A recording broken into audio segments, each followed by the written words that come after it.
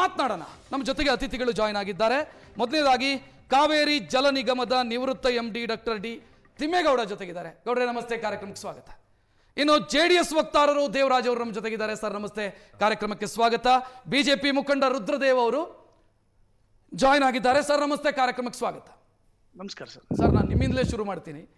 ಸಾಮಾನ್ಯ ಜನರಿಗೆ ಎಷ್ಟೋ ಸಲ ಹೆಂಗ್ ಅನ್ಸುತ್ತೆ ಅಂತಂದ್ರೆ, ಕೃಷಿ ಚಟುವಟಿಕೆಗೆ ಅವ್ರು ಕೇಳ್ತಾ ಇದ್ದಾರೆ, ಕುಡಿಯೋ ನೀರಿಗಾಗಿ ನಾವು ಒದ್ದಾಡ್ತಾ ಇದ್ದೀವಿ, ಬಟ್ ನಮ್ಮ ವಾದ ಪುರಸ್ಕೃತವಾಗೋದಿಲ್ಲ. ಡೌನ್ ಸ್ಟ್ರೀಮ್ ಅಲ್ಲಿ ಇರುವಂತ ವಾದ ಪುರಸ್ಕೃತವಾಗುತ್ತೆ. ಯಾಕೆ ಈ ರೀತಿ ಆಗ್ತಾ ಇದೆ? ಏನಾಗಿರೋದು ಇಲ್ಲಿ ಆಕ್ಚುಲಿ? ಕಾರಣ ಏನು ಅಂದರೆ, ನದಿ ನೀರಿನ ಹಂಚಿಕೆ ವಿವಾದ ಸುಮಾರು 134 ವರ್ಷಗಳಷ್ಟು ಹಳೆಯದು. 1892ರಲ್ಲಿ ಪ್ರಥಮ ಒಪ್ಪಂದ ಆದಾಗ, ಆವಾಗ ಮಡ್ರಾಸ್ನಲ್ಲಿ ಬ್ರಿಟಿಷ್ ಸರ್ಕಾರ ಇತ್ತು. ಕರ್ನಾಟಕಕ್ಕೆ ಏನು ಷರತ್ತು ಹಾಕಿದ್ರು ಅಂದರೆ, ನೀವು ಮಡ್ರಾಸ್ನ ಅನುಮತಿ ಇಲ್ಲದೇ ಯಾವುದೇ ಒಂದು ಜಲಾಶಯ ನಿರ್ಮಾಣ ಮಾಡಿಕೊಡ್ದು ಅಂತ. ಮತ್ತು 1910ರಲ್ಲಿ ಗ್ರಿಫಿನ್ ಅಂತ ಅಲಹಾಬಾದ್ ಹೈಕೋರ್ಟ್ ನ್ಯಾಯಾಧೀಶರು ತೀರ್ಮಾನ ಕೊಟ್ಟು KRS ಮಾಡ್ಬೋದು ಅಂತ ಒಂದು ಇದು ಆದೇಶ ಕೊಟ್ಟರು. ಅದನ್ನು ಒಪ್ಪಲಿಲ್ಲ ಇದು ತಮಿಳುನಾಡು ಮೊದಲಿನಿಂದ 130 ವರ್ಷಗಳಿಂದ ಯಾವತ್ತೂ ಕರ್ನಾಟಕಕ್ಕೆ ಪರವಾಗಿ ಇದು ಮಾಡದೇ ವಿರೋಧ ವ್ಯಕ್ತಪಡಿಸ್ತಾನೇ ಇದೆ. 1924ರಲ್ಲಿ ಒಪ್ಪಂದದ ಪ್ರಕಾರ KRS ನಿರ್ಮಾಣ ಮಾಡುವುದಂತೆ ಅನುಮತಿ ಆಯಿತು. ಆ ಒಪ್ಪಂದದಲ್ಲಿ ಅದರಲ್ಲಿ KRS ನಿರ್ಮಾಣ 1911ರಲ್ಲಿ ಸ್ಟಾರ್ಟ್ ಆಗಿ 31ರಲ್ಲಿ ಮುಗೀತು KRS ನಿರ್ಮಾಣ.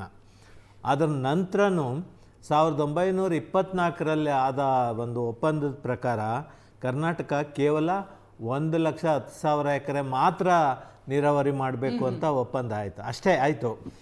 ಆದರೆ ಮುಂದೆ ನಮ್ಮ KRS ನಿರ್ಮಾಣ ಆಗಿ ನೀರಾವರಿ ಪ್ರದೇಶ ಮಂಡ್ಯ ಮೈಸೂರು ಜಿಲ್ಲೆಗೆಲ್ಲ ಆದಮೇಲೆ 1960ರ ಇದರಲ್ಲಿ ಹೇಮಾವತಿ, ಹಾರಂಗಿ, ಕಬಿನಿ ಈ ಜಲಾಶಯಗಳು ನಿರ್ಮಾಣ ಆಯಿತು. ಅದಕ್ಕೆ ಕೇಂದ್ರ ಸರ್ಕಾರ ಅನುಮತಿ ಕೊಡಲಿಲ್ಲ.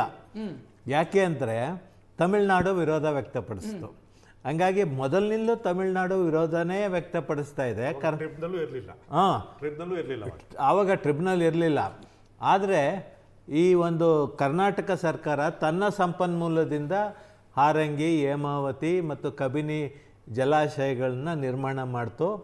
ಒಟ್ಟು ನಮ್ಮಲ್ಲಿ ಈ ಎಲ್ಲ ಜಲಾಶಯಗಳು ಸೇರಿ 18.5 ಲಕ್ಷ ಎಕರೆ ನೀರಾವರಿಗೆ ಅನುವಾಯಿತು. ಆದರೆ ತಮಿಳುನಾಡು ಖಂಡಿತ ಅದಕ್ಕೆ ಖ್ಯಾತೆ ತೆಗಿತಾ ಬಂತು ಮೊದಲಿಂದನೂ.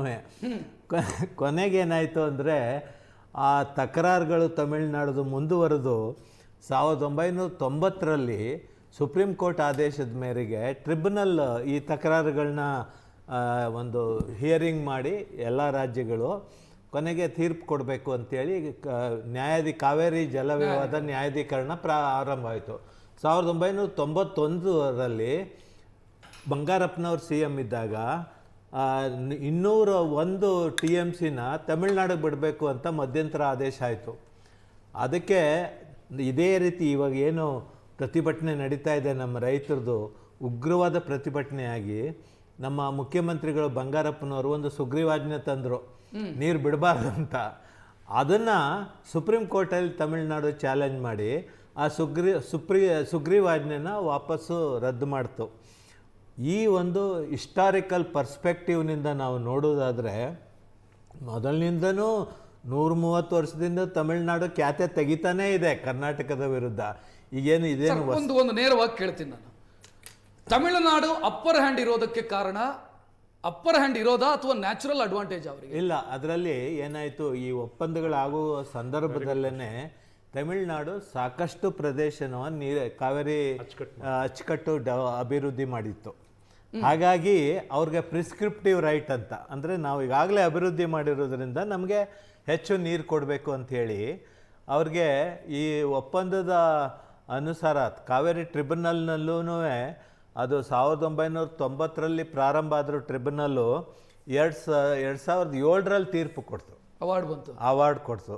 ನಾನು ಕಾವೇರಿ ನಿಗಮನ ಸ್ಥಾಪನೆ ಮಾಡಿದೆ 2003ರಲ್ಲಿ. ಅದರ ಪ್ರಥಮ MD ಆದೆ. ಆ ಸಂದರ್ಭದಲ್ಲೂ ನಾನು ನ್ಯಾಯಾಧೀಕರಣದ ಟ್ರಿಬ್ಯುನಲ್ಲು ಚರ್ಚೆ ವಾದ ವಿವಾದ ನಡೀತಾ ಇತ್ತು. ಆ ವಕೀಲರ ಬಗ್ಗೆ ಸಂಪರ್ಕದಲ್ಲಿದ್ದೆ ನಾನು. ಮೋಹನ್ ಖಾತರ್ಕೆ, ಅನಿಲ್ ದಿವಾನು, ಇವರೆಲ್ಲರ ಸಂಪರ್ಕದಲ್ಲಿದ್ದೆ, ಚರ್ಚೆನೂ ಮಾಡ್ತಾಯಿದ್ದೆ. ಆದರೆ ಕರ್ನಾಟಕಕ್ಕೆ ಟ್ರಿಬ್ಯುನಲ್ನಿಂದ ಭಾಳ ಅನ್ಯಾಯ ಆಯಿತು. ಕಾರಣ ಇಷ್ಟೇ, ನಾವು ಕೇಳಿದ್ದು ನೀರು ಅದು 465 TMC ಕೇಳಿದ್ವು, ನಮ್ಗೆ 270 TMC ಕೊಟ್ಟರು ಟ್ರಿಬ್ಯುನಲ್ನವರು. ತಮಿಳ್ನಾಡು 573 TMC ಕೇಳಿತ್ತು, 419 TMC ಅವರು ಕೊಟ್ಟರು ಟ್ರಿಬ್ಯುನಲ್ನವರು. ಕೇರಳದವರು 99.8 TMC ಕೇಳಿದರು, ಅವ್ರಿಗೆ 30 TMC ಕೊಟ್ಟರು. ಮತ್ತು ಪಾಂಡಿಚೇರಿ 9.35 TMC ಕೇಳಿದರು, 7 TMC ಕೊಡ್ತು. ಅಂದರೆ ನಾವು ಕೇಳಿದಷ್ಟು ಅವರು ಟ್ರಿಬ್ಯುನಲ್ನವರು ಕೊಡಲಿಲ್ಲ. ಜೊತೆಗೆ ಏನು ಮಾಡಿದ್ರು ಅಂತಂದರೆ, ಮಧ್ಯಂತರ ಆದೇಶದಲ್ಲಿ 11.5 ಲಕ್ಷ ಎಕರೆಗೆ ಮಾತ್ರ ಸೀಮಿತಗೊಳಿಸಬೇಕು ಎಲ್ಲ ಜಲಾಶಯಗಳ. ಸರ್, ಒಂದು ಸಿಂಪಲ್ ಆಗಿ ಕೇಳ್ತೀನಿ ನಾನು. ಕಾವೇರಿಗೆ ಅತ್ಯಂತ ಹೆಚ್ಚು ಕಾಂಟ್ರಿಬ್ಯೂಷನ್ ಆಗ್ತಾ ಇರೋದು ನೀರಿನ ಕಾಂಟ್ರಿಬ್ಯೂಷನ್ ನಮ್ಮದು. ಹೌದು, 53%. ಗೊತ್ತಿರೋ ಹಾಗೆ 53% ಸಮಥಿಂಗ್. ಹೌದು. ಬಟ್ ಶೇರ್ ನಮ್ಗೆ ಕಡಿಮೆ.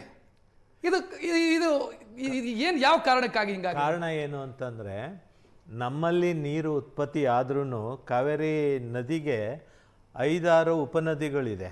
ಹಾರಂಗಿ ಇದೆ, ಕಬಿನಿ ಇದೆ, ಆಮೇಲೆ ಹೇಮಾವತಿ ಇದೆ, ಈ ರೀತಿ ಲಕ್ಷ್ಮಣ ತೀರ್ಥ, ಈ ಥರ 5-6 ಉಪನದಿಗಳಿದೆ ಕಾವೇರಿಗೆ ಸೇರುವಂಥದ್ದು. ಆದರೆ ದುರಾದೃಷ್ಟ ಏನು ಅಂದರೆ, ಲೋಯರ್ ರೈಪೇರಿಯನ್ ಸ್ಟೇಟ್ ಅಂತ ತಮಿಳ್ನಾಡು.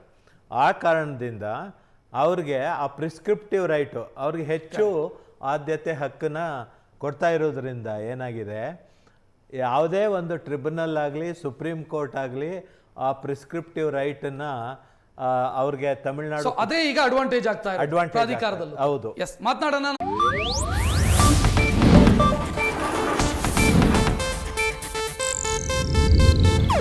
ಇದು ಏಷ್ಯಾನೆಟ್ ನ್ಯೂಸ್ ನೆಟ್ವರ್ಕ್ ಪ್ರಸ್ತುತಿ.